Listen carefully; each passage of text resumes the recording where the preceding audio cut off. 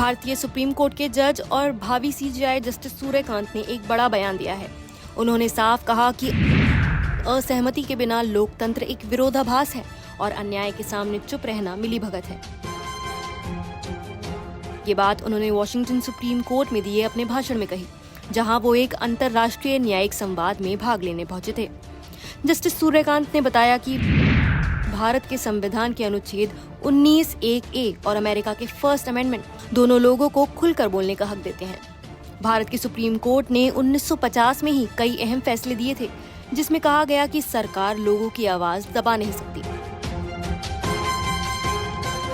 उन्होंने अमेरिका के 1969 के टिंकर बनाम डेस मोइन्स केस का भी जिक्र किया, जिसमें छात्रों को विरोध करने का अधिकार दिया गया था।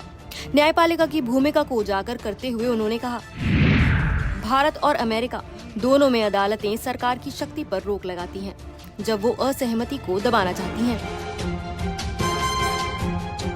जस्टिस सूर्यकांत ने भारत के बेसिक स्ट्रक्चर सिद्धांत की भी बात की, जो कहता है कि संसद संविधान की बुनियादी बातों को नहीं हटा सकती।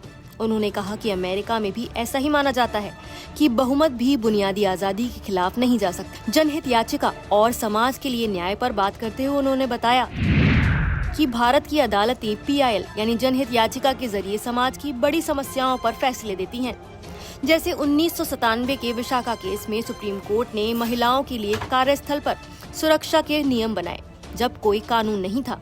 अमेरिका में भी क्लास एक्शन केस होते हैं, जैसे 1993 का लुइस जेनसन केस, जिसमें कई महिलाओं ने मिलकर अत्याचार के खिलाफ केस लड़ा।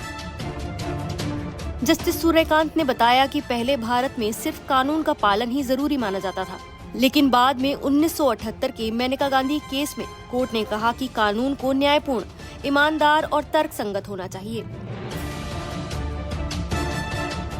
आखिर में जस्टिस सूर्यकांत ने कहा, कानून को ताकतवर लोगों का हथियार नहीं, बल्कि कमजोर लोगों की ढाल बनना चाहिए।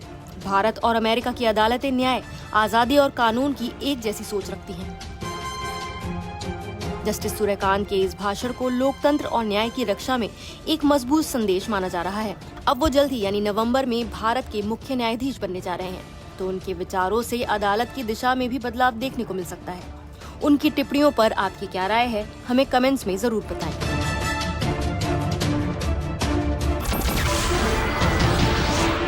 नमस्कार, मैं हूं मानक गुप्ता।